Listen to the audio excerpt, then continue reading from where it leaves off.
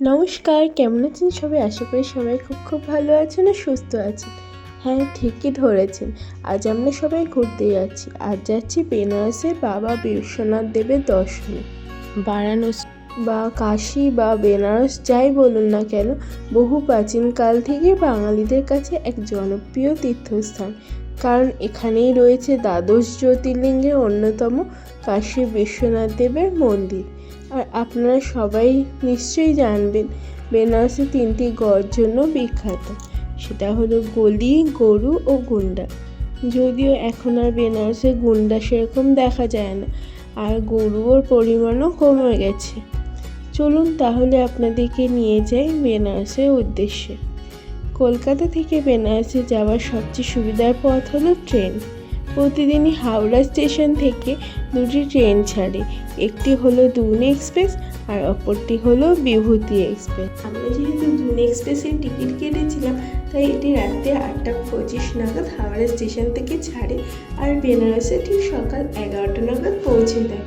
তাই আমরা এখন লাগেজ নিয়ে হাওড়া স্টেশনে পৌঁছে গেলাম।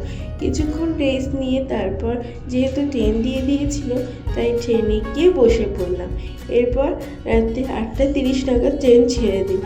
আমরা ট্রেনে উঠে কুকারকে খাইয়ে নিজেরাও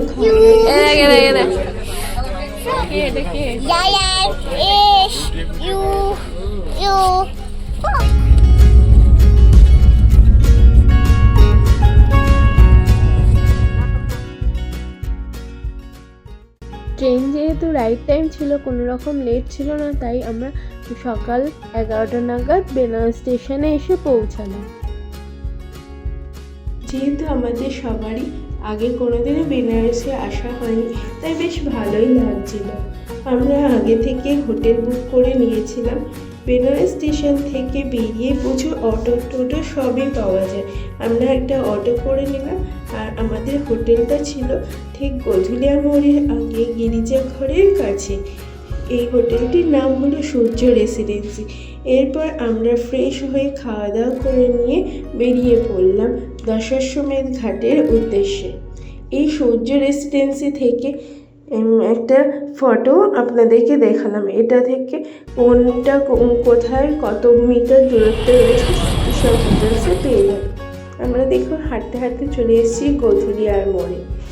এই বেনারসের প্রায় 84টা ঘাট রয়েছে, আর এই দশাশ্বমেধ ঘাটে প্রতিদিন সন্ধ্যার সময় গঙ্গা আরতি হয়ে থাকে, আর এই আরতি দেখার জন্য প্রচুর ভক্তের সমাগম হয়।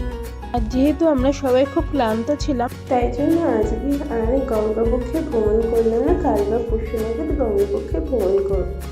আমি যেহেতু কুকারের জন্য মাথার টুপি কোনো কিছুই আনিনি, তাই জন্য আবার খাবার টাইম হয়ে গেছিল, তাই আমরা রুমে ফিরে গেলাম। আমি, বর আর বাবা হোটেলে ফিরে গেলাম, আর মা আর ছোটা ভাই এখানে বসে গঙ্গা আরতি দেখবে বলে ঠিক করলো। এখানে বিভিন্ন ধরনের চেয়ার রয়েছে, সামনে দেখার ব্যবস্থা রয়েছে, ওপর চেয়ারে বসে দেখার ব্যবস্থা রয়েছে, সেগুলো বিভিন্ন রকম ভাড়া রয়েছে। চলুন আজকের ভিডিওটি এখানেই শেষ করলাম। আবার পরের দিন নিয়ে আসবো আমরা বেনারসে কোথায় কোথায় গেলাম, কী করলাম তার ডিটেলস ভিডিও।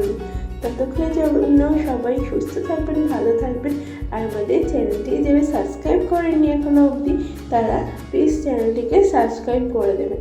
আর এই ভিডিওটি যদি ভালো লেগে থাকে তাহলে অবশ্যই করে লাইক, শেয়ার এবং কমেন্ট করতে ভুলবেন না। জয় বাবা বিশ্বনাথ।